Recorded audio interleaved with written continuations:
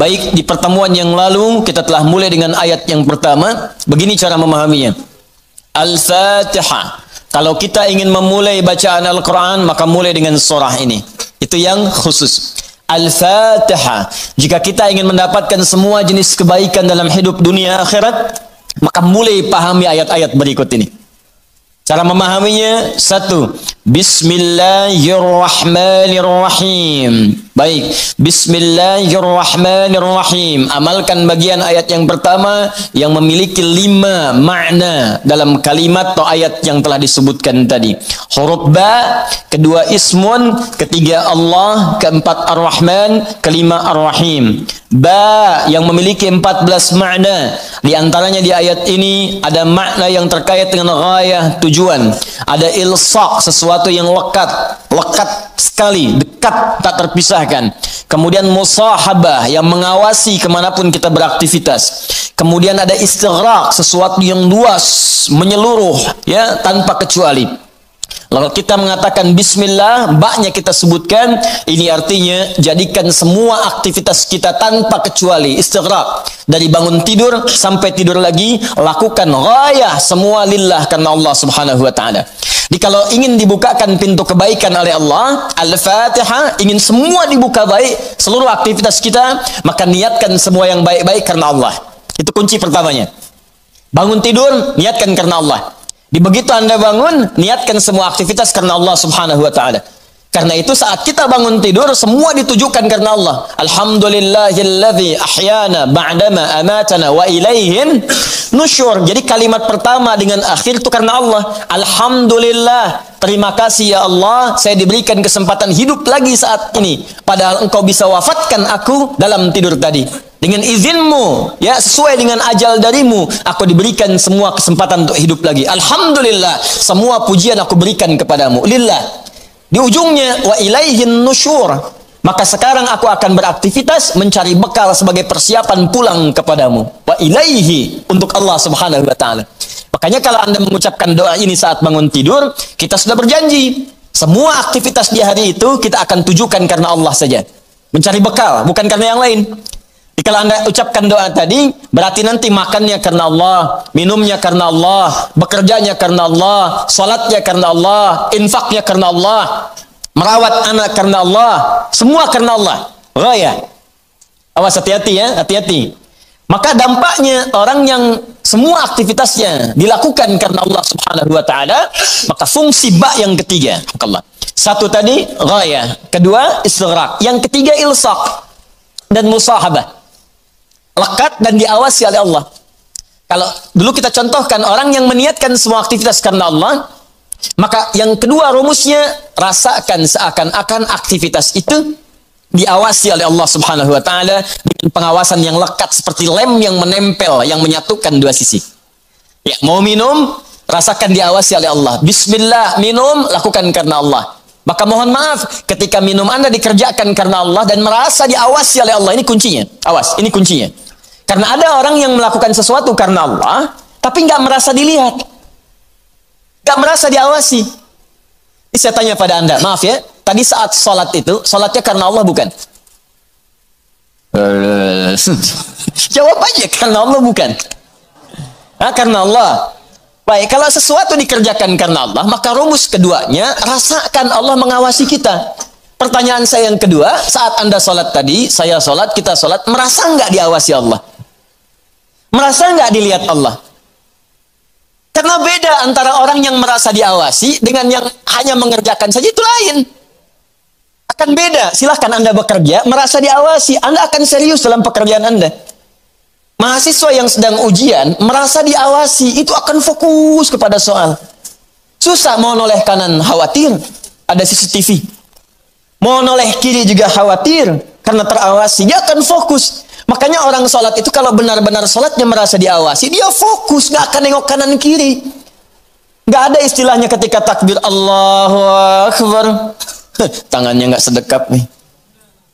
Tahiyatnya kok gerak-gerak ya. Atau bahkan saat sholat mikirkan yang lain. Allahu Akbar, tender ya Allah, tender. Allahu Akbar, WhatsApp belum dibalas. Allahu Akbar, status belum diupdate. Jadi kalau kita benar-benar merasakan diawasi Allah, bahkan kita pun akan belajar bagaimana cara membacakan bacaan dalam sholat supaya benar. Karena malu gitu. Malu baca Al-Fatihah, bacaan belum bagus. Dan merasa didengar Allah, kan malu. Anda bicara di depan saya, bicaranya nggak jelas. Anda sendiri sudah nggak enak. Ustadz Adi, saya mau bertanya, silahkan. Kan kalau kedengaran nggak jelas pun, saya dengarnya pun nggak paham, Anda nyampaikan pun nggak enak. Sekarang Anda sholat setiap hari, 5 waktu menghadap Allah, belum tambahan sholat sunnah. Dan Anda sadar bacaan Anda belum bagus. Tapi anehnya merasakan didengar oleh Allah dan diawasi. Apa nggak malu gitu? Coba deh satu kali rasakan hal yang demikian. Jadi kalau kita memang merasa, itu dampaknya lain ke dalam ibadah kita. Nanti rumus terapannya, aktivitas harian kita. Ini minum ini pekerjaan sederhana. Tiap hari kita minum. Cuman ada beda ketika minum kita itu merasa dilihat Allah. Maka saya katakan di pertemuan lalu, mustahil Anda akan menyentuh minuman yang tidak disukai oleh Allah. Mustahil. Jangankan menyentuh yang dilarang Allah, mau minum pakai tangan kiri pun rasanya nggak enak. Pasti Anda akan pindahkan itu kepada yang lebih baik. Paham sampai sini ya? Ya sama dengan proses begini, mencari nafkah, bekerja, dari di jalan, dari baca, berpakaian. Kalau semua dikerjakan karena Allah, demi Allah saya katakan, mustahil dalam pekerjaan bisa mudah menyentuh yang diharamkan oleh Allah. Gak mungkin. Gak mungkin mau terima proyek yang haram, itu mustahil. Mustahil ikutan tender yang haram, mustahil.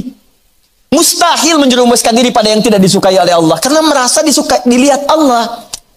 Dan merasa diawasi. Jadi mustahil. Dusta itu mustahil. Bohong itu mustahil. Korupsi mustahil. Nyogok gak mungkin. Bukan karena perkara takut orang lihat. Karena Allah mengawasi kita.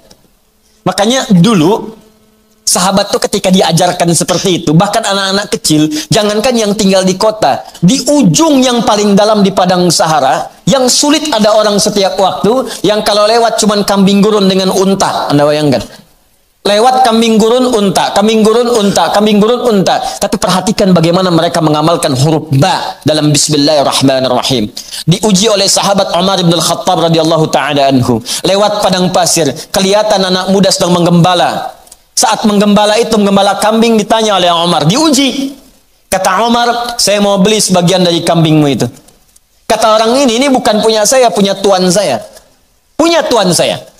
Kata Umar, tuanmu kan gak ada di sini. Ini padang pasir yang luas. Orang yang gak ada, beli aja, bilang dimakan serigala. Apa kata penggembala ini? Lalu di mana Allah? Idzan fa'ain Allah.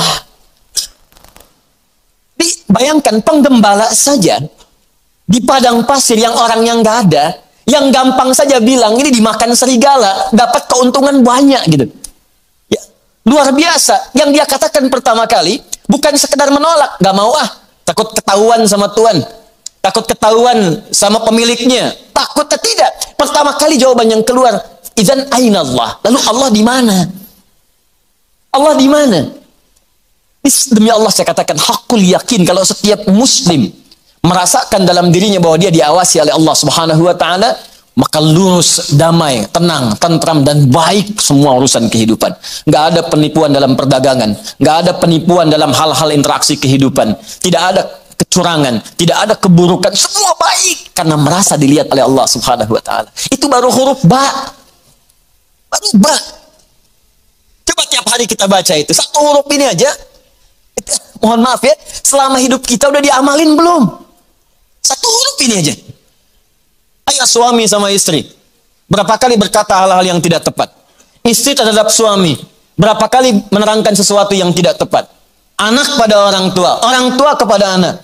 Walaupun hal-hal yang ringan, Papa mau permen, nanti Papa beliin 1 truk. Kapan truknya datang? Ini huruf ba saja satu gitu. Anda menuntut banyak dari Allah, tapi Allah meminta kita mengamalkan 1 huruf aja, kita nggak maksimal. Coba lihat tuntutan kita setiap hari.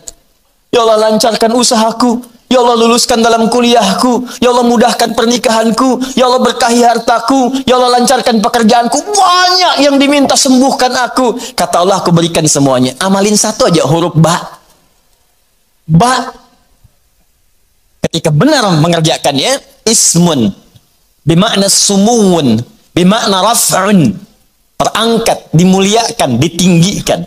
Ketika benar mengamalkannya, maka Allah akan berkenan meninggikan derajat kita, memuliakan kita pada semua aktivitas yang kita kerjakan dalam kehidupan kita. Syaratnya satu, kerjakan semua karena Allah Subhanahu wa taala. Allah sifatul uluhiyah wal ubudiyah, al ma'budu bil haqqi aw al haqqil ma'bud. Bukan sekedar menunjukkan aktivitas karena Allah saja, tapi lekatkan dua sifat saat mengerjakannya. Saya mau minum ya, saya ucapkan bismillah. Bukan sekedar merasakan Allah mengawasi kita saja, tapi rasakan yang mengawasi kita punya sifat uluhiyah, sifat ketuhanan. Ini Tuhan saya, Allah. Gambarannya begini, maaf ya, gambarannya begini. Pimpinan saja, pimpinan di kampus, rektor mengawasi ujian Anda serius. Pimpinan di kantor, mudir, direktur utama mengawasi Anda begitu serius. Pengawas saat Anda bekerja, maaf, di sekolah, di SD, di SMP, di SMA ada pengawas, maka semua guru-guru serius. Semua serius. Sekarang yang mengawasi kita bukan makhluk lagi. Pencipta rektor, pencipta direktur, pencipta kemudian pengawas, pencipta semuanya. Jauh di atas mereka semua. Maka orang-orang yang merasakan langsung Allah, Tuhan yang mengawasi saya, maka setidaknya keseriusan itu lebih bertambah daripada sebelumnya. Itu poinnya. Dirasakan saat Anda mengerjakan sesuatu, langsung Allah yang mengawasi saya nih, bukan yang lain. Di saat bekerja rasakan Allah yang mengawasi saya. Saya nggak peduli ada manajer, nggak ada direktur, terserah. Ada supervisor, tidak ada supervisor, terserah. Yang penting Allah mengawasi saya. Itu poin pertama. Awas, ini perkaranya ringan nih, ya. Kelihatannya sedikit kecil, ringan, tapi dampaknya besar si Allah Subhanahu wa taala. Jika benar kita mengerjakannya dengan menuhankan Allah dan merasakan pengawasan Allah Subhanahu wa taala, maka nanti lihat dua terakhir di bagian penutup ayat tadi. Yang kedua, sifat ubudiyah. Ini yang sering gagal di sini. Haqqul ma'bud wal ma'budu bil haqq. Yang berhak untuk disembah dan yang disembah dengan yang sebenar-benarnya. Saya jelaskan di pertemuan yang lalu. Ya, siapa dia? Allah. Sifat dari nama Allah yang kedua adalah sifat yang menjadikan semua aktivitas kita niatkan sebagai ibadah karena Allah yang dipertuhankan tadi. Jadi kalau mau minum, bukan sekedar minum. Niatkan karena Allah sebagai ibadah. Kalau mau makan, niatkan karena Allah sebagai ibadah. Mau berpakaian, niatkan karena Allah sebagai ibadah. Makanya orang-orang yang berpakaian yang niatnya ibadah, nggak akan cari pakaian yang ngebuka aurat. Katanya karena Allah, tapi pakaiannya aurat terbuka. Coba akhwat deh yang di bawah. Bu, ya. Coba ada ibu lihat. Bismillahirrahmanirrahim. Pakainya memang bismillah, tapi rambutnya tersingkap. Jilbabnya nggak dikenakan gitu. Lalu di mana Allah pada saat mengucapkan bismillah itu? Kok bisa ke masjid pakai mukena ditutup, keluar dari situ pakai rok lagi? Ustadz lihat, tidak. Cuman ya gimana gitu? Ya. Kebayang nggak? Pernah menemukan yang seperti itu? Tuh. Ya kok bisa gitu kan? Di luar pakai rok, begitu masuk masjid kemudian ditutup semuanya. Kenapa Pak? Ibu kenapa ditutup? Mau sholat Pak? Terus kalau sholat ditutup? Iya, kenapa? Kan menghadap Allah. Lalu Allah itu cuma ada di masjid. Allah cuma ada di musola. Idan fa'in Allah. Sholat itu kan melatih kita untuk merasa dekat dengan Allah. Makanya disebut sholat. Coba lihat sini. Fokus. Kelihatan nggak? Enggak. Nih, sholat. As-salah. Gini. Lihat baik-baik ya, fokus dikit saya terangkan agak panjang. Ini asal katanya, kalau kita gali ke dasar-dasar yang paling awalnya, ini nanti dari kata silatun, as-silah. Kata kerjanya dari wasala, yasilu silatan, wasalatan. Sesuatu yang tersambung erat, sulit dipisahkan.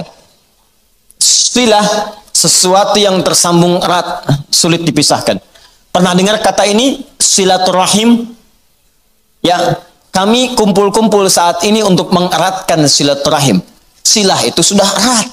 Ya, silaturahim hubungan kasih sayang yang erat. Saking eratnya, jangankan saat kumpul, saat bubar pun masih tersambung hubungan itu. Di mana cirinya?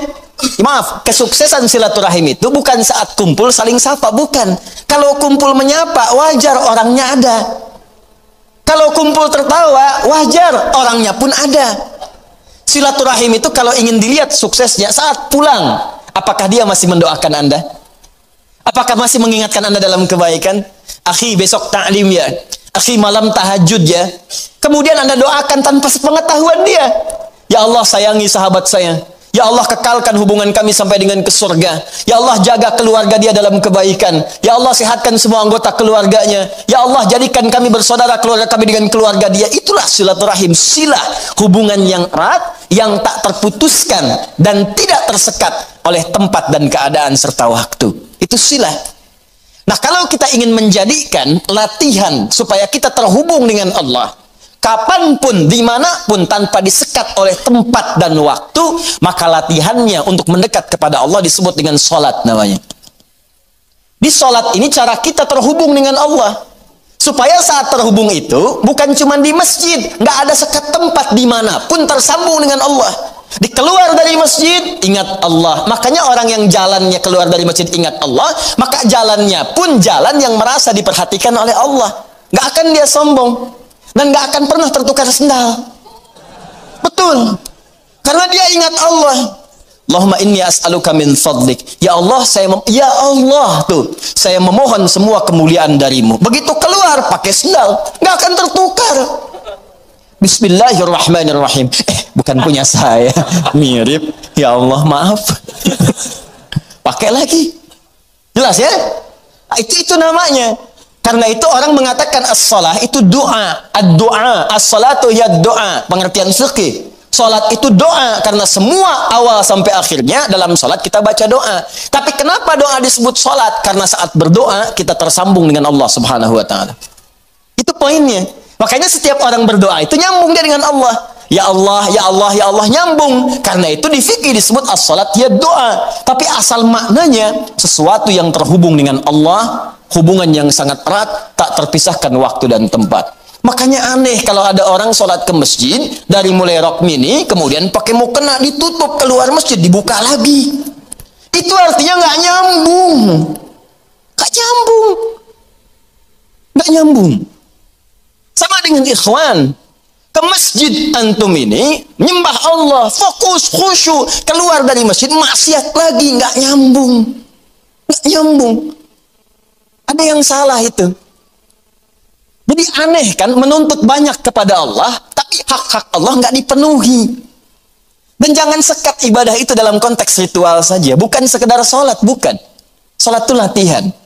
Bukan sekedar baca Al-Quran. Karena ibadah yang baik itu akan meluaskan aura ibadahnya di luar konteks dalam penuraian yang ritual itu. Di selesai ritual, keluar, masih ingat Allah. Coba buka Quran surah keempat, ayat 103. Perhatikan bagaimana Allah menjelaskan keutamaan apa yang dikerjakan setelah salat itu. Tadi yang saya terangkan maknanya. فَإِذَا قَضَيْتُمُ الصَّلَاةَ, maka jika engkau telah selesai mengerjakan salat, فَاذْكُرُ اللَّهِ, maka salat yang benar itu saat dikerjakan akan mengingatkan engkau dengan Allah. Maka ingatlah Allah. Qiyaman, saat berdiri. Jadi kalau orang benar salatnya, selesai salat berdiri, yang diingatnya Allah. Wa qu'udan, duduk. Anda ke musola di kantor, balik dari ke musola, balik lagi ke meja, duduk di kursi, depan komputer, duduk sambil ngetik, fadhkurullah, ingat Allah. Bukan sekedar subhanallah, subhanallah, subhanallah, sambil ngerjain proyek, astagfirullah, astagfirullah, astagfirullah, dicek oleh supervisor, di komputernya astagfirullah semua. Bukan itu. Bukan itu maksudnya. Maksudnya ketika Anda kerjakan itu, Anda ingat Allah, maka nggak ada nol yang bertambah. Tidak ada angka yang berubah, sesuai semuanya. Kenapa? Karena merasa diawasi oleh Allah Subhanahu wa ta'ala. Tuh, dua poin itu hadir nggak dalam kehidupan kita? Apakah selama ini berpakaiannya karena Allah? Maka pakaian ini nggak akan dicari dari sesuatu yang haram. Dan pakaian ini akan digunakan pada yang baik-baik. Makanya pakaian yang diperoleh dari harta yang baik, akan keluar perbuatan baik dari itu. Harta benda yang dihasilkan dari proses yang halal, semuanya akan berkah. Coba lihat tuh, saya kan sering katakan, itu sendal Anda berapa kali dipakai ibadah, berapa kali dipakai untuk ke masjid. sepeda Anda, motor Anda, mobil Anda. Di rumah ada nggak satu ruangan yang belum pernah dipakai ibadah? Ada nggak? Coba cek, cari ya satu ruangan di rumah yang di situ nggak pernah dipakai ibadah, cari. Mulai sekarang pulang pakai dulu di situ. Khawatirnya saat dihisab itu nggak ada nilainya. Cuma jadi gudang. Jadi gudang. Masya Allah. Koper ditaruh di situ. Kopernya pernah umroh tapi nggak pernah dipakai ibadah di situ. Ya. Ini sederhana teman-teman sekalian, tapi ini syarat mutlak untuk mendapatkan apa yang tadi kita inginkan. Al-Fatihah. Al-Fatihah. Ba-nya disertai dengan sifat uluhiyah dan sifat ubudiyah. Kalau benar semua itu dikerjakan, maka ditutup dengan kalimat Ar-Rahmanir Rahim. Makanya Ar-Rahmanir Rahim harakatnya kasrah ikut kepada Allahnya, sifatnya. Silakan cek. Bismillahirrahmanirrahim. Nggak ada A. Nggak ada U. I. Silahkan lihat. Bismillahirrahmanirrahim. Ada? Hah? Ar-Rahman itu na'at. Awas. Na'at kepada sifat sebelumnya man'ut Allah. Di ilmu nahu, sifat mausuf, na'at man'ut. Siapa yang disifati? Allah. Siapa yang diman'uti? Allah. Di na'atnya Ar-Rahman. Sifatnya Ar-Rahman. Mausufnya Allah. Dan sifat mausuf nggak terpisahkan, paham? Tidak, nggak bisa dipisahkan. Yang disifati dengan sifatnya, yang disifati itu Allah, sifatnya Ar-Rahman plus Ar-Rahim. Sifat dengan yang disifati nggak bisa dipisahkan. Sifat Ar-Rahman nggak terpisahkan dengan Allah. Jadi kalau ingin mendapatkan sifat Rahman, maka amalkan sifat dalam lafaz Allah yang tadi disebutkan. Ingin mendapatkan kemuliaan dalam Rahman, maka amalkan dua sifat yang melekat pada kalimat Allah. Uluhiyah, kemudian ubudiyah.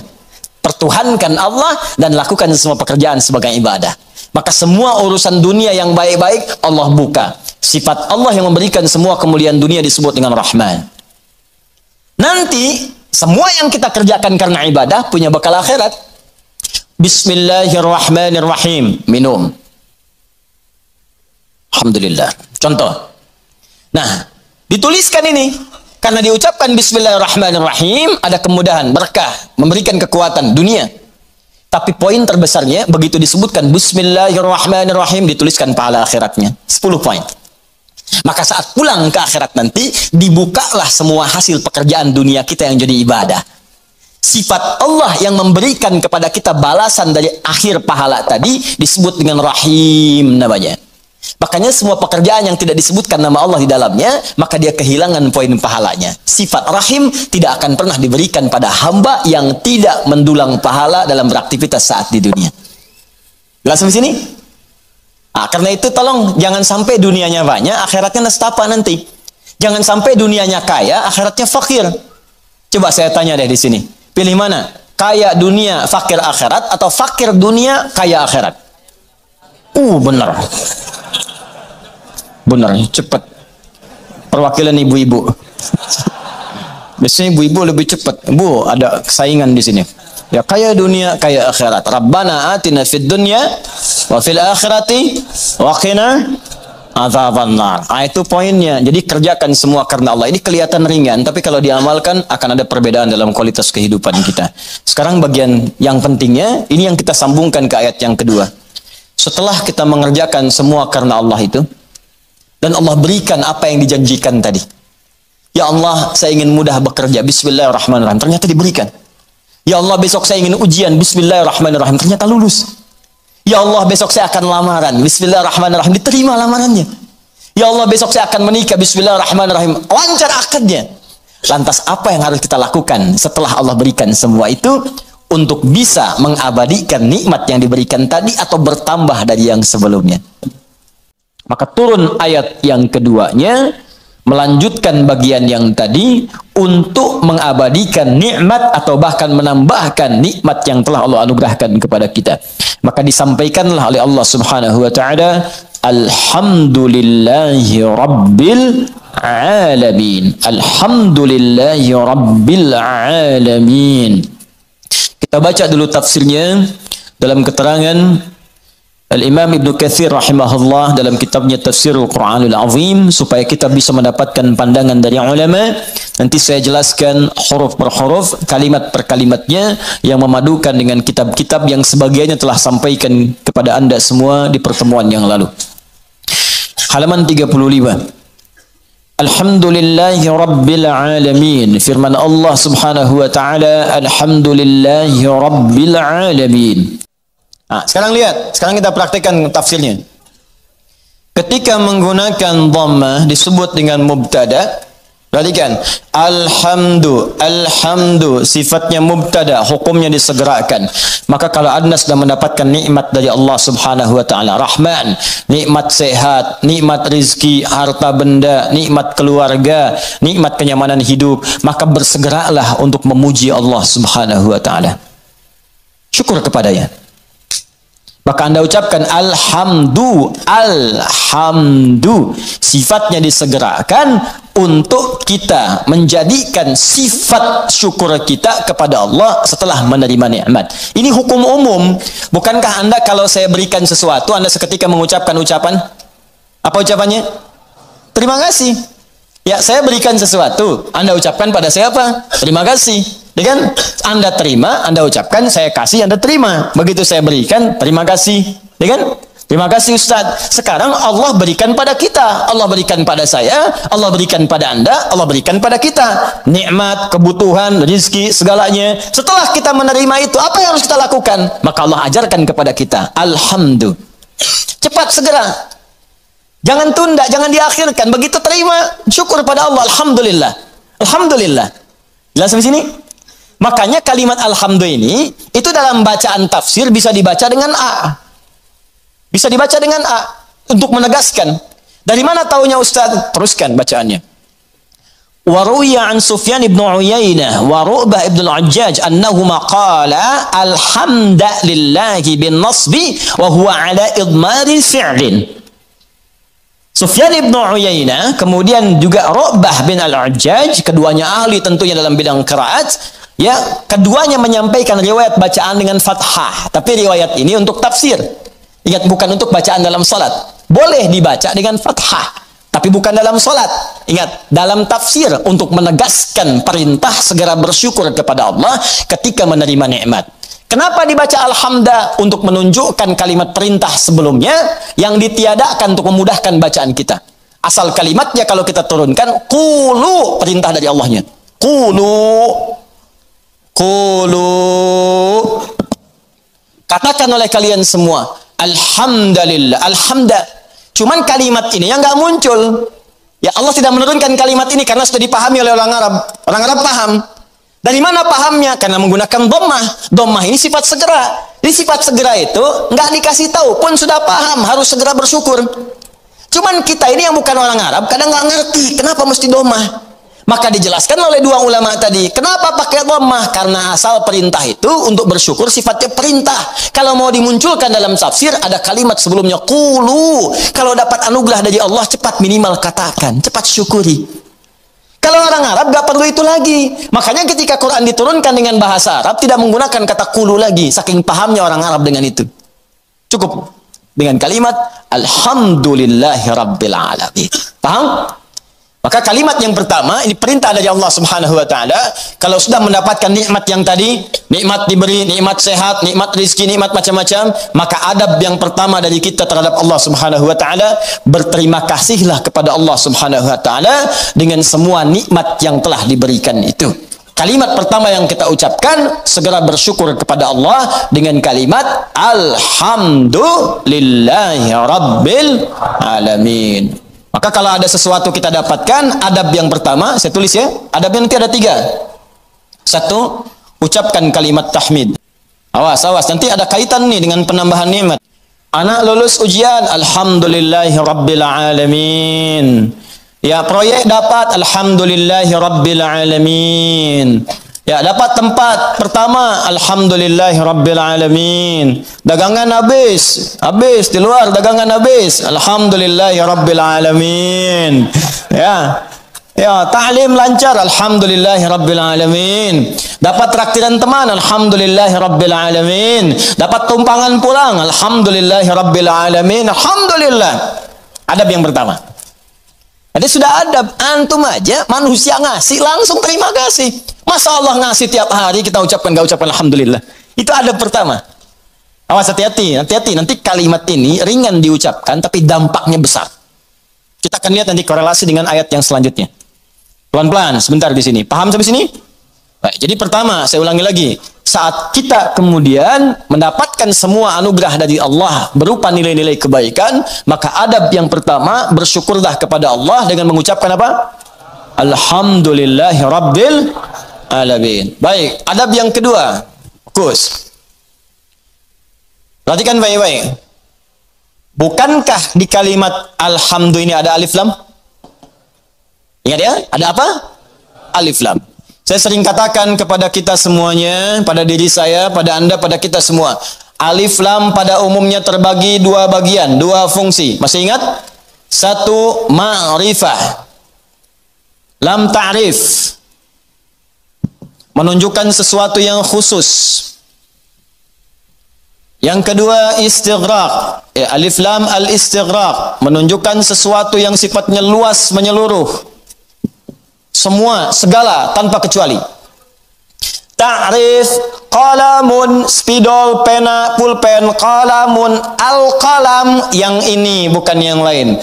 Sabburatun, papan tulis. As-sabburah, papan tulis yang ini khusus, bukan yang lain. Sayyaratun, mobil, banyak di luar kendaraan. As-sayyarah, pakai alif lam, yang itu, bukan yang lain. Salatun, umum, salat, gimana aja, mau cepat, mau lambat, bebas. As-salat, salatnya khusus, ada aturannya, ada ketentuannya, nggak bisa sembarangan. Nah, itu baru tahu alif lam ma'rifah saja. Kalau kita bisa baca Al-Quran dengan benar, kita paham. Kenapa kalimat salat dalam Al-Quran yang bermakna ibadah, dari takbir sampai salam, semua kalimatnya pakai alif lam. Kalau nggak pakai domir di akhirnya atau idhofah, pakai alif lam. Coba kalimat salat pertama Al-Baqarah ayat 3. Alladzina yu'minuna bil ghaibi wa yuqimunas shalah. 43. Wa aqimus salata wa atuz zakah wa aqimus salat. 45. Wasta'inu bis sabri was salah. 153. Ya ayyuhalladzina amanu ista'inu bis sabri was salah. 238. Hafidhu 'alas salawati was salatul wusta. Tadi dibacakan dalam salat Isya, Quran surat 17 ayat 78. Aqimis salata liduluki syamsi ila ghasaqil laili wa qur'anal fajr. Quran surah 29 ayat ke-45. Utlu ma uhiya ilaika minal kitab wa aqimis salat. Selalu pakai alif lam yang bermakna salat, ibadah. Kenapa menggunakan alif lam? Ingin memberi pesan kepada kita, kalau salat jangan sembarangan. Jangan semaunya. Asal salat. Amin. Masya Allah, zuhur 2 menit. Bayangin. Paling nampak saat tarawih lah. Yang 11 rakaat 1 jam. Yang 23 ada yang 7 menit. Kok cepet amat sih? Amat aja nggak cepet-cepet. Lancar tiap tahun diulang-ulang, masa belum lancar juga? Lancar sih iya, tapi kan Nabi juga nggak begitu, John. Ada aturannya, ada tumakninahnya, kan? Ada ketenangannya. Kamu nggak tumaninah? Wah, tumaninah sedang sholat sendiri tuh, paling belakang perempuan. Bukan itu. Tenang, bacaan nyaman, fasihnya. Kan ada harakatnya, ada tajwidnya, ada sifatnya, ada makhrajnya, ada ketenangannya, ada doanya. Itu aturan, makanya pakai alif lam. Ya, itu ma'rifah. Istighraq menunjuk pada yang luas tanpa ada kecualinya. Semua dicakup. Dan semua yang terdapat, tidak ada satu pun tersisa untuk yang lain. Semua tercakup. Nah, dua-duanya ini kita bisa terapkan dalam hukum kalimat alhamdulillah. Yang pertama, alhamdulillah. Kalau Anda ingin mengucapkan terima kasih, syukur kepada Allah Subhanahu wa taala, maka khususkan semua syukur itu hanya milik Allah saja. Jangan mengambil bagian darinya. Ini kalau sudah merasakan semua karena Allah, ini kan yang ngasih Anda selamat Allah. Yang ngasih anak Anda lulus bisa hafal Quran itu Allah. Yang bisa menjadikan Anda sukses dalam pekerjaan Allah. Kalau nggak berkehendak nggak bisa. Anda kerja sampai bertahun-tahun, sampai banting tulang, banting kepala, banting kaki, banting apapun. Semua dibanting. Kalau Allah nggak berkehendak, nggak akan jadi.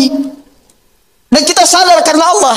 Maka dari itu ketika kita mendapatkan adab pertamanya, bersyukur, terima kasih pada Allah. Khususkan pada Allah. Jangan ngambil bagian dari situ. Karena kita meyakini apa yang kita dapatkan semua sumbernya dari Allah. Paham? Nah, makanya jangan melibatkan diri kita. Ini adab keduanya. Jangan melibatkan diri kita saat kita ingin bersyukur dan mengucapkan terima kasih kepada Allah atas nikmat yang diterima. Contoh, Bu, ya. Ya karena ibu kan nggak langsung di sini, ibu ada di bawah. Dan bisa teman-teman yang bergabung, ini kami khusus ruang atas untuk ikhwan laki-laki. Ya, jangan ada yang pakai cadar di sini, ingat. Awas, begitu dibuka kumisan, tidak. Ini untuk ikhwan. Ya, bawah akhwat, ada bagian khusus. Coba deh ibu atau antum ikhwan ya, sering kemudian mengantar anak, ujiannya bagus, hafal Al-Quran bagus. Pernah sering ada yang berucap begini, Masya Allah ukhti, luar biasa ya anaknya bisa hafal Quran. Ya Allah akhi, Masya Allah luar biasa, nilai antum sempurna. Akhi, Masya Allah pekerjaan antum luar biasa bagus, beda dengan yang lain-lain sebelumnya. Pernah ada orang kadang memuji seperti itu? Nah, saat muncul kalimat itu sadari, ini titipan dari Allah. Barangkali ada yang belum kita syukuri. Kita belum sempat terima kasih deh sama Allah nih. Atau diuji. Sadar nggak bahwa itu tuh pemberian Allah? Kalau Allah berkehendak bukan anak kita yang hafal, anak orang lain. Cuma dititipkan pada anak kita untuk menguji apakah kita ini mampu nggak bersyukur kepada Allah.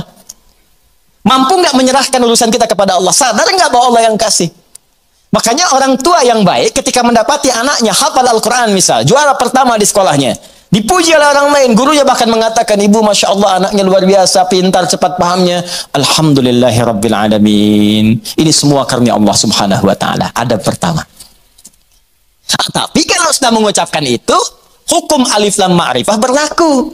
Khususkan hanya pada Allah, kita jangan ngambil bagian dari situ. Kalau ngambil bagiannya, maka berkurang sifat pujiannya. Ibu Masya Allah anaknya luar biasa bu, cepet pahamnya, hafalan Qurannya sempurna. Yang lain 2 tahun, dia 2 bulan dah hafal. Masya Allah. Alhamdulillahirrabbilalamin. Semua karena Allah subhanahu wa ta'ala. Ya memang saya juga tiap hari sih ngasih. Saya dampingi, terus malam didoain, cek tahajud, sujud. Kalau cek mau bisa begitu, habis tuh. Nah, jelas ya? Nah, jadi jangan ambil bagian dari situ. Jadi kalau sudah al pakai alif lam nggak ada walaupun meskipun walau demikian itu hilang. Ya ada ikhwan misalnya kadar Allah sakit di rumah sakit. Hari pertama udah lebih baik. Ditanya sering lupa nih kalimat begini. Gimana akhi? Alhamdulillah lebih baik ya walaupun walaupun udah nggak usah. Ya walaupun sedikit lagi udah nggak usah pakai walaupun meskipun walaupun walau demikian itu udah hilang. Karena udah ada alif lam. Jelas ya? Udah ada alif lam. Ini tuh kayak sederhana beneran deh. Benar serius. Ya, ba satu huruf cuman maknanya dalam. Alif lam. Ya, alif lam cuman al dibacanya. Tiap hari al itu banyak, tapi yang ini tuh beda dengan yang lain. Anda boleh gunakan al pada yang lain, tapi al melekat pada alhamdulillah beda. Lain dengan al pukat, lain dengan al kalin, lain dengan al yang lainnya. Beda. Jadi al di sini khusus ketika disebutkan al di sini lekatkan semuanya karena Allah. Gak usah campuri pakai yang lain-lain. Makanya setan itu sering menggerakkan di hati kita pada sisi nafsu. Supaya itu dikurangi. Jadi nilai pahalanya berkurang.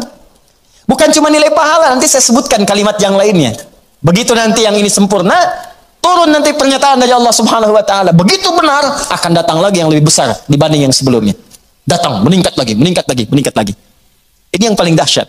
Tapi hukum yang kedua ini mesti berlaku. Jadi begitu ada pujian, ada apapun. Ucapkan apa? Alhamdulillahirrabbilalamin. Tutup bagian diri kita yang ingin maju ke depan. Sudah. Tapi kenapa tapi Pak? Tapi semua ini dari Allah. Tidak ada peran saya sedikit pun di sini. Jelas sampai sini? Time. Dan al berlaku yang kedua yaitu istighraq pada semua jenis kenikmatan yang kita raih. Ya, awas hati-hati, jangan cuma di satu sisi saja. Awas hati-hati. Lupa kita itu. Dapat yang terasa materi, alhamdulillah. Iya. Alhamdulillah. Dapat proyek, dapat promosi, alhamdulillah. Keturunan, alhamdulillah. Alhamdulillah. Tapi lupa. Bukankah mata ini kadang dirawat oleh Allah untuk tidak sakit? Berapa kali bersyukur dengan nikmat mata ini? Berapa kali bersyukur dengan nikmat telinga yang jelas terdengar? Berapa kali bersyukur dengan nikmat kaki yang bisa melangkah?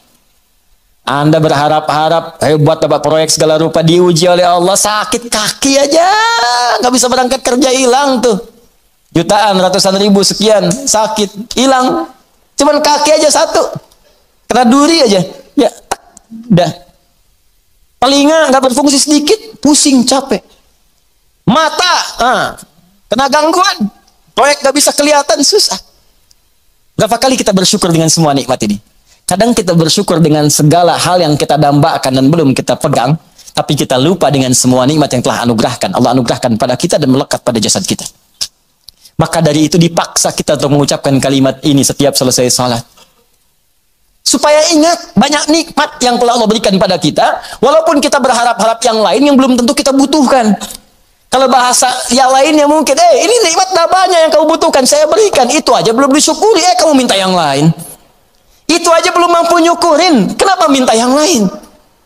Yang belum tentu kita butuh, belum tentu kita perlukan.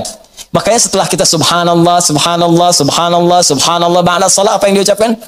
Alhamdulillah, alhamdulillah, alhamdulillah, alhamdulillah, alhamdulillah, supaya sadar telah banyak nikmat yang kita peroleh, yang kadang kita menuntut banyak hal yang belum tentu kita butuhkan, tapi kita telah mendapatkan limpahan rahmat yang telah kita perlukan selama hidup kita. Jelas? Nah, bagian terakhir, adab yang ketiga. Dalam semua nikmat yang Allah berikan kepada kita, baik terasa ataupun yang belum terasakan. Ya, yang terasa sifatnya ini yang kita dapati dalam kehidupan kita. Yang belum terasakan, yang kadang-kadang kita ikhtiar baru kita peroleh. Jangan bedakan semuanya. Semua setiap kita dapati, alhamdulillah. Makanya kalau berzikir pasca sholat, jangan cuma di lisan. Saat alhamdulillah itu, kaitkan dengan nikmat yang telah kita dapatkan. Ini begitu mengucapkan alhamdulillah, alhamdulillah, alhamdulillah. Bayangkan mata sehat, telinga sehat, kaki sehat, hati sehat, pikiran sehat, bening semuanya. Ya, anak sehat, semua sehat, istri sehat, suami sehat. Alhamdulillah, alhamdulillah. Makanya bersyukurnya nikmat.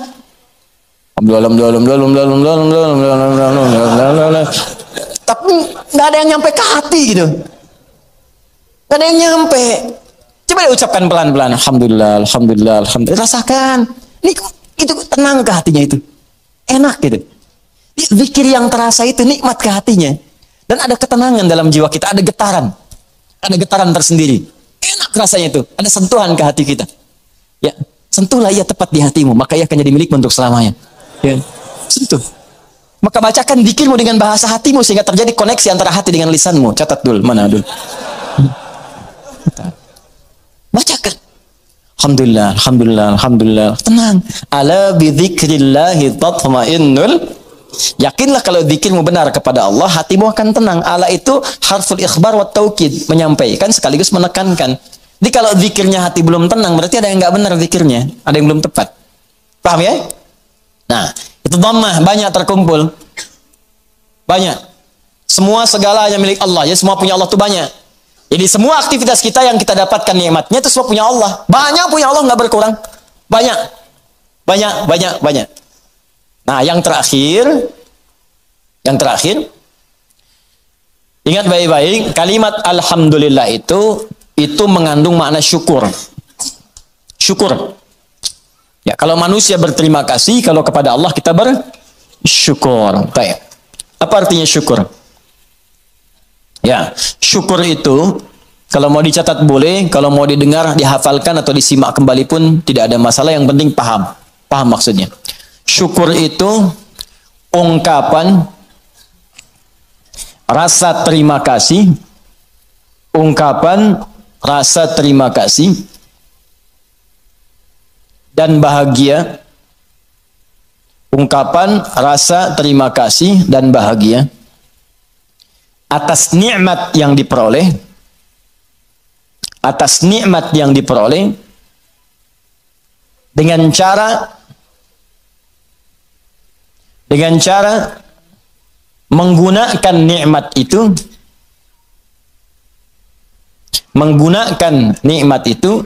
sesuai dengan ketentuan yang telah Allah tetapkan. Sesuai dengan ketentuan yang telah Allah tetapkan. Sesuai dengan ketentuan yang telah Allah tetapkan. Sudah? Baik. Ungkapan terima kasih atau bahagia dan bahagia atas nikmat yang diperoleh dengan cara menggunakan nikmat itu sesuai dengan ketentuan yang telah Allah tetapkan. Baik. Awas, awas, ini kalimat singkat tapi isinya padat dan akan sangat berdampak dengan kuantitas. Ya, peningkatan nikmat setelahnya yang akan kita peroleh dari Allah Subhanahu wa taala. Kalau syukurnya benar, maka nanti limpahan nikmat berikutnya akan semakin bertambah. Perhatikan baik-baik. Awas, ini bagian ketiga ini yang sering gagal. Di syukur ini, adab pertamanya alhamdulillah, betul. Begitu menerima, alhamdulillah, alhamdulillah, alhamdulillah. Adab keduanya, tujukan semua karena Allah. Tapi di adab yang ketiga, ini yang paling penting dan tidak sedikit orang gagal di sini. Jangan cukupkan syukur pada kalimat alhamdulillah. Tapi optimalkan nikmat yang diraih itu sesuai fungsinya yang telah Allah tetapkan. Misal, Allah kasih pada kita nikmat sehat di mata, melihat jelas. Kita bisa bedakan objek, ini laki-laki, ini perempuan. Ini peci putih, ini peci yang hijau. Ini peci biru, ini peci yang hitam. Bahkan yang paling nikmat, paling besar, kita bisa membedakan nikmat hak dan batil. Nikmat halal dan haram. Ini halal, itu haram. Baik, ini hak, ini batil. Jujur itu hak, dusta itu batil. Mencari dengan yang benar itu hak, korupsi itu haram, batil. Itu nikmat luar biasa. Ini tayangan yang hak, ini yang batil. Baik, ketika kita dapatkan semua nikmat itu, maka syukuri. Maka cara mensyukurinya, tempatkan, gunakan mata ini, nikmat mata, untuk melihat sesuai dengan apa yang telah Allah tetapkan. Apa fungsi mata yang telah Allah tetapkan? Bukan sekadar melihat. Saya sering katakan, saya sering sampaikan, dalam Al-Quran, fungsi mata itu bukan sekadar melihat. Untuk manusia diikat dengan kalimat, melihat yang baik-baik. Bahkan tegas kalimat Qurannya, palingkan ketika yang dilihat itu tidak baik menurut Allah. Ini nggak baik nih, palingkan. Di mana ditemukannya? Di Quran surah ke-24, An-Nur. Ayat berapa Ustaz? Ayat 30 untuk laki-laki. Apakah perempuan ikut? Ikut, bahkan harus. Ayat 31-nya perempuan. Bahkan iman kita dipertaruhkan di situ. Qul lil mu'minina yaghuddu min absarihim. Katakan pada pria-pria yang masih merasa punya iman, kalau nggak punya iman ya nggak masalah, karena imannya nggak ada, maka nggak ada rem dalam dirinya. Karena iman nggak ada, maka nggak ada petunjuk pada hatinya. Di hati itu ada iman. Kata Allah, kalau hatinya ada iman, maka iman itu akan merambat ke seluruh anggota tubuhnya. Saat dia naik ke mata, yaghuddu min absarihim, maka imannya akan menunjukkan apa yang harus dilihat oleh matanya. Ketika yang dilihat itu tidak benar menurut imannya, maka dia akan palingkan dari pandangan itu. Nah, jadi kalau ingin mensyukuri nikmat mata, pakai mata ini untuk melihat yang benar-benar, yang baik-baik menurut Allah. Itu tandanya kita bersyukur dengan nikmat. Dan tanda yang kedua, iman kita masih ada, masih kuat. Jadi kalau kita mengatakan alhamdulillah, alhamdulillah, alhamdulillah nikmat mata, tapi mata dipakai pada yang tidak benar, itu bukan syukur namanya. Apalagi pas diucapkan, pas dilihat yang nggak benar. Gambar apa ini? Ini nih nggak benar nih gambar nih. Alhamdulillah. Nah, alhamdulillah pandangan pertama, selanjutnya kan nggak boleh. Kalimatul haq, bihal batil. Ya, kalimatnya benar, cuma ditempatkan di tempat yang salah. Paham? Jadi coba cek deh. Katanya alhamdulillah, tapi mata masih dipakai pada yang tidak baik. Berapa kali Anda melihat gambar yang tidak tepat saat membuka status? Saat mengupdate status? Saat melihat browsing, searching, berita di internet. Saat membuka handphone, berapa kali iklan tampil. Kemudian mata kita bisa mengelak dengan cepat. Pindahkan pandangan. Itu baru satu. Belum telinga. Nikmat telinga, gunakan telinga sesuai dengan fungsi yang telah Allah tetapkan. Kata Allah, jangan dengar yang tidak baik. Ya ayyuhalladzina amanu, hai orang-orang masih merasa punya iman, la yaghtab ba'dukum ba'dha, jangan dengarkan gibah. Jangan bergibah, jangan dengarkan gibah. Jangan bikin acara gibah, jangan jadi pelaku gibah. Sekarang dikemas jadi acara TV. Itu yang repot, gibah. Ya, bikin situ tulisan. Memang kadang-kadang gini, kalau maksiat itu jangan dikemas-kemas. Semakin dikemas kelihatannya semakin bagus. Dijualnya jadi menarik. Bikin aja title yang langsung tunjukkan pada tingkat maksiatnya. Ya. Jadi kalau ada tayangan-tayangan gosip, langsung antum sebarkan berita, tayangan gibah. Gitu aja. Sebarin untuk yang lain, share. Tayangan gibah, terus turunkan ayat Quran di bawahnya. Khusus bagi orang Islam. Islam saja supaya nggak jadi tersangka nanti. Gampang. Udah. Paham ya? Nah, ini gitu aja, nanti hilang sendiri. Ya, jadi dan jangan jadi pelakunya, katanya muslim tapi jadi pelaku gibah. Aneh. Jelas ya, iman kita dipertaruhkan di situ. Tuh, itu baru mata, ke telinga, belum ke lisan. Ya lisan pakai untuk apa? Bicara yang benar. Makanya Nabi itu mengikat dua saja. Maaf. Man kana yu'minu, iman lagi tuh. Man kana yu'minu billahi wal yaumil akhir falyaqul khairan aw liyasmut.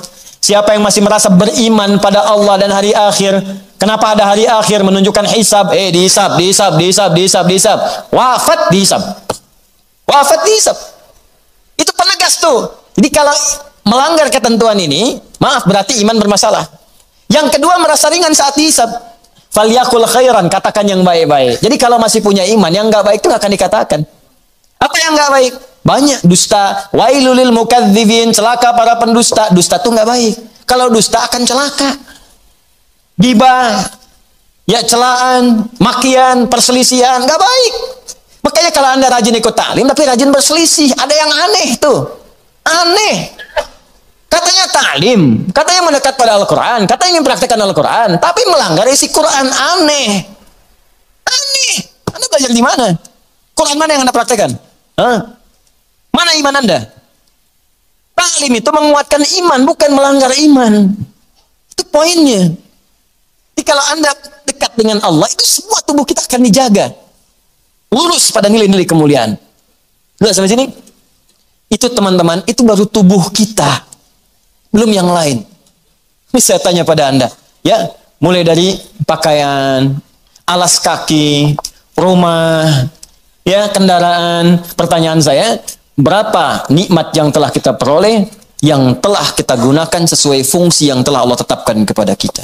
Makanya pelajari dulu sebelum meminta kepada Allah. Ya Allah, berikan aku anugerah rumah. Apa fungsi rumah menurut Allah dan Rasulnya? Turunkan. Ada fungsi rumah untuk berzikir, fungsi rumah sebagai naungan. Fungsi rumah itu ada 3-4 dalam Al-Quran. Ada manzil, kenapa rumah disebut dengan manzil? Ada bait, kenapa disebut dengan bait? Ada dar, kenapa disebut dengan dar? Ada maskan, kenapa disebut dengan maskan? Ada di situ turunannya, pelajarin dulu. Jangan ngotot minta sesuatu, tapi ketika diberikan nggak bisa syukurin. Itu yang bahaya nanti saat hisab. Nih rumah, kenapa disebut dengan maskan? Tempat untuk tinggal. Tapi kata maskan dari kata sakinah. Sakinah itu sesuatu yang tenang, tentram. Ciptakan ketentraman di rumah, ciptakan ketenangan di rumah. Kalau sudah punya rumah, bikin suasana tenang di rumah. Jangan di rumah ribut terus. Di rumah berselisih terus. Kalau Anda di rumah tiap hari ribut, artinya kurang syukur Anda kepada Allah. Orang yang nggak punya rumah, belum dapat amanah rumah, masih ngontrak, ada yang numpang tinggal, dia hidupnya tenang. Masa Anda yang dikasih nggak tenang?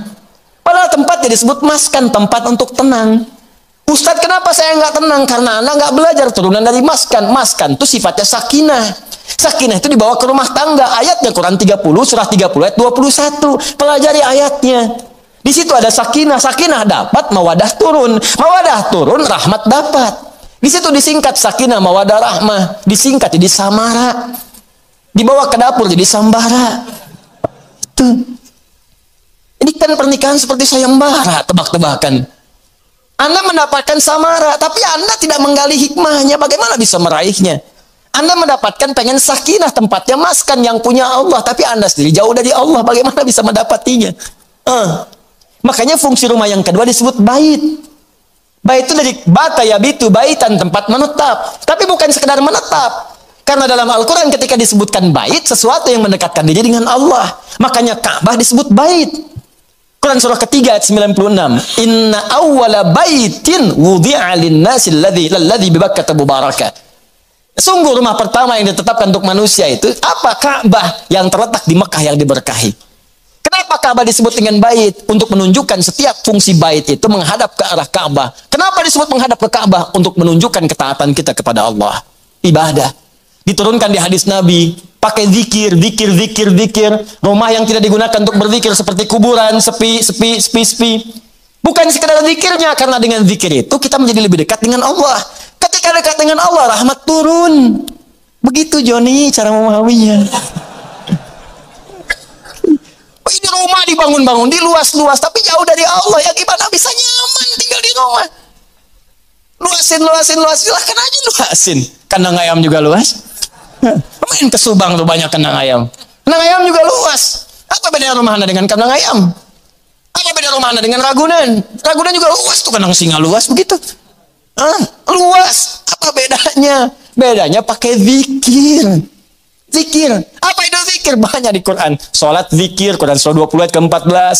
Wa aqimi sholata li dzikri, baca Quran zikir, Quran surah ke-15 ayat 9. Inna nahnu nazzalna dzikra wa inna lahu lahafizun. Bacaan subhanallah alhamdulillah kalimat thayyibat zikir, Quran surah ke-4 ayat 103. Asmaul husna zikir, Quran surah kedua ayat 152, ditafsirkan Quran surah ke-17 ayat ke-110. Doa itu zikir, Quran surah ke-7 ayat 205. Menghafal Quran zikir, Quran surah ke-54 ayat 17 ayat 22 ayat 32 ayat 40. Kenapa nggak dihidupkan di rumah tuh begitu? Zikir. Semua, ayo coba deh dengan istri menghafal, kan? Masya Allah. Nggak apa-apa sambil bercanda. Setelah itu berlomba.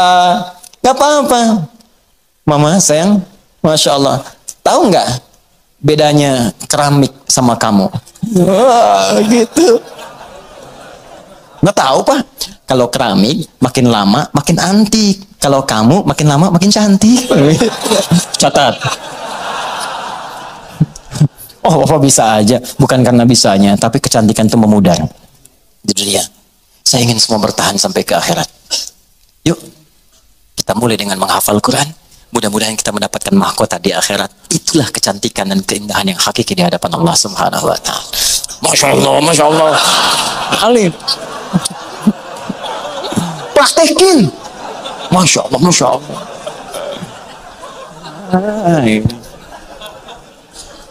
Paham? Dibikin status.